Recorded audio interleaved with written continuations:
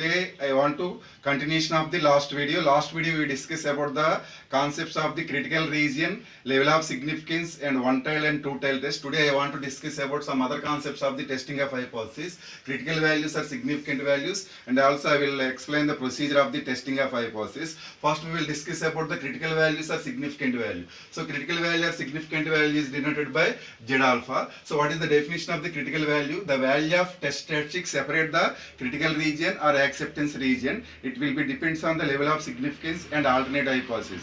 Alternate hypothesis means whether it is one-tailed or two-tailed test. Once again I will repeat it, the definition of the critical value. The value of test statistics which is separates the acceptance region or rejection region. Rejection region is nothing but critical region. It depends on the level of significance and alternate hypothesis. So alternate hypothesis means whether it is you can use either one-tailed alternative or two-tailed alternative. Okay, this is the definition of the critical value or significant value. So in this critical value or significant discuss later we will discuss about the test statistic also. This test statistic also very much required for the calculation of the critical value of Z alpha. Okay, what is the test statistics definition? I will explain clearly. So consider the standardized normal variable, standardized random variable. Z is equals to x minus expectation of x by SC of x.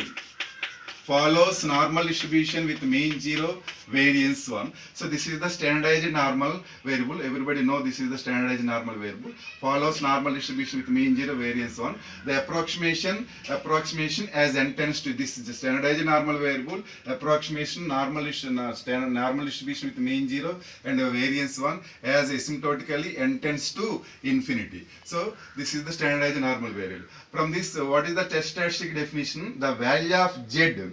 The value of Z under the null hypothesis is called the test statistics. So we will apply the null hypothesis in this notation, then we will get the value of Z. That value of Z is nothing but the test statistic value, test statistic formula. Okay, so test statistic formula. Now I will explain the Z alpha. So how we are consider this Z alpha? So this is Z alpha is the critical value of test statistic at level of significance. So we will write this critical values for two-tailed alternatives and one-tailed alternatives. So how we are find out the Z alpha for two-tailed and one-tailed. So last class we discussed used one equation for the two-tailed test and one-tailed test. Collect that one. So we know that probability of modulus of Z greater than Z alpha is equals to alpha. So this is the equation to calculate Z alpha for two-tailed. Okay, so this is the equation of the critical value calculate the Z alpha of the two-tailed test, and probability of Z greater than Z alpha is equals to alpha, which is the equation to calculate Z alpha of the right tail test. Probability of Z less than minus Z alpha equal to alpha. So which is the equation to calculate Z alpha of left tail test. So these three are the equations to calculate the critical values for corresponding two-tailed and one-tailed test. Okay, so I will write the one table, write the table of the critical values. That values are most widely used for our problems. I will write that table. So what is that columns? Critical values Z alpha, level of significance.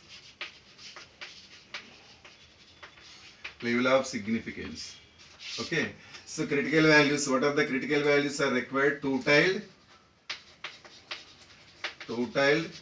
right-tailed, left-tailed. Okay, so what are the level of significance? I am using 1%, 5% and 2%.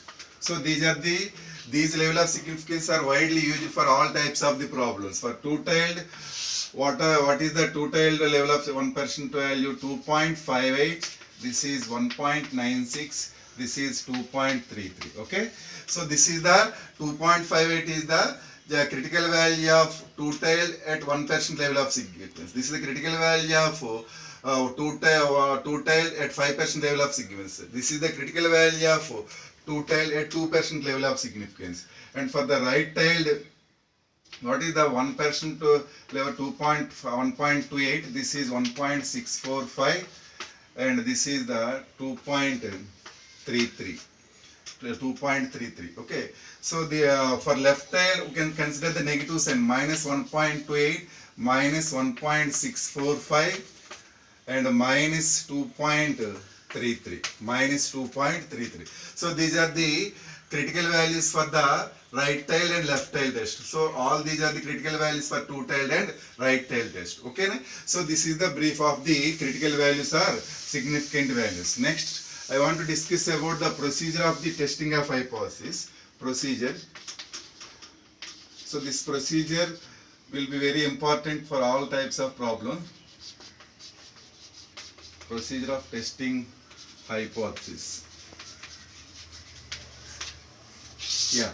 So we will adopt this procedure to give the conclusion of the given problem. So what are the steps are illustrated for the procedure of testing of hypothesis? I will explain briefly. For step 1,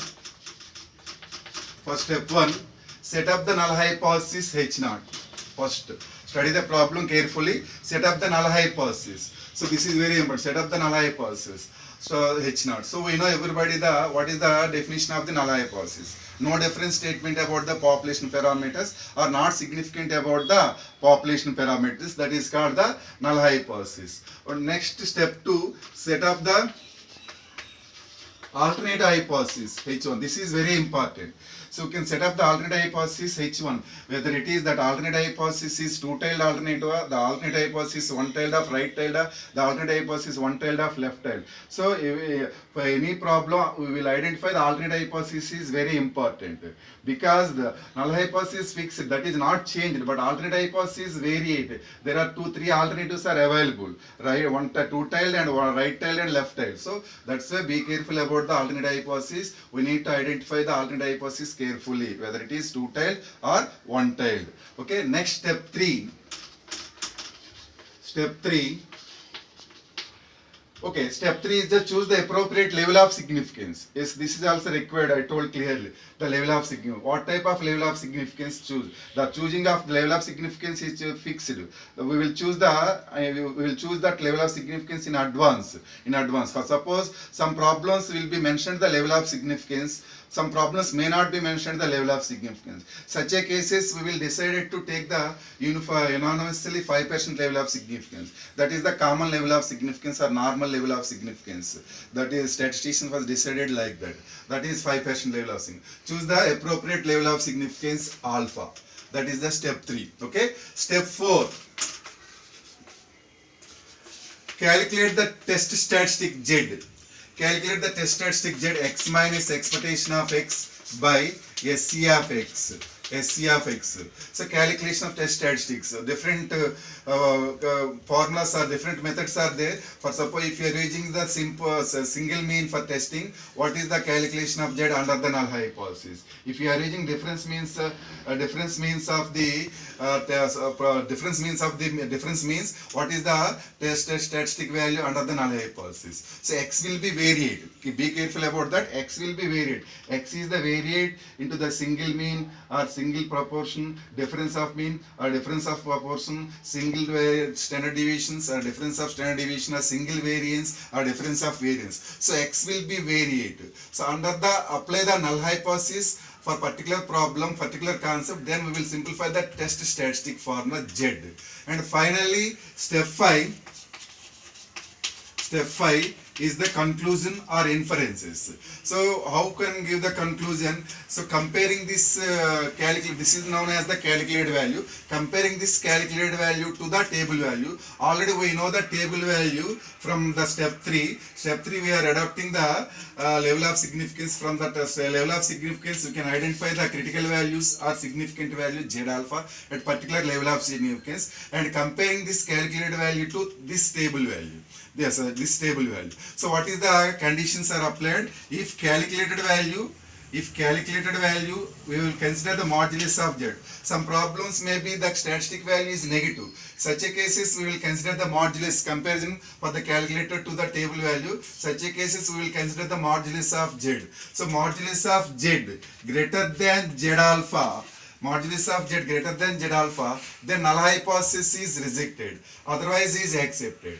If calculated value modulus of Z less than Z alpha, then null hypothesis is accepted, otherwise rejected. Listen to me, this is very important.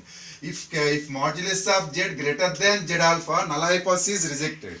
Null hypothesis rejected means what is the sample data is there, that is the data is we will give the conclusion, so the data is sufficient evidence to the null hypothesis. Okay ne?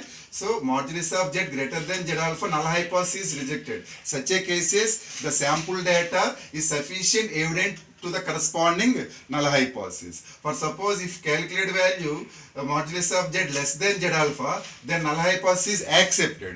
Such a cases the given sample data is not sufficient evidence to corresponding null hypothesis. So this is very important. Finally, conclusion writing is very important. Calculated value greater than table value, null hypothesis is rejected. Such cases, whatever the data is of the problem, that data is support to the evidence of the null hypothesis. So modulus of Z less than Z alpha, null hypothesis accepted. Such a cases the given data not support to the null hypothesis, not support complete evidence to the null hypothesis. So this is the totally testing procedure for the testing of hypothesis. You can adopt this procedure, will give the conclusion of the particular problem. Thank you all of you.